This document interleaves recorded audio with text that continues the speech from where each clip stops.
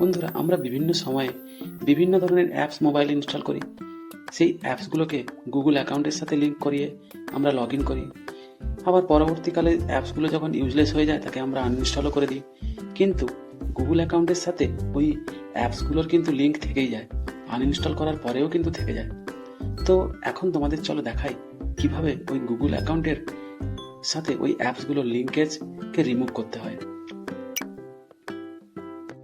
প্রথমে আমরা ফোনের সেটিংয়ে যাব। সেটিং ওপেন হওয়ার পরে নিচের দিকে আসতে থাকবো। নিচের দিকে আসতে থাকলে দেখতে পাবো গুগল বলে একটা অপশান আছে। এই গুগল অপশানে ক্লিক করলে অল সার্ভিস অপশান দেখাবে। একটা দেখাবে রেকমেন্ডেড, একটা দেখাবে অল সার্ভিস। অল সার্ভিসে ক্লিক করবো, দিয়ে আবার নিচের দিকে আসতে থাকবো।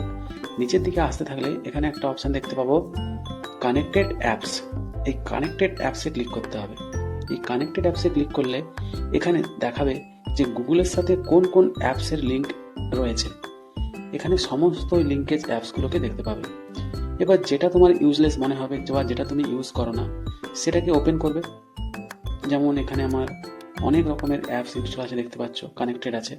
এখানে আমি এই উবেরটা এখন আর ইউজ করি। নিচে যে অপশানটা দেখাচ্ছে delete all connection that you have with Uber, click করার পরে এটাকে কনফার্ম করে দেবো।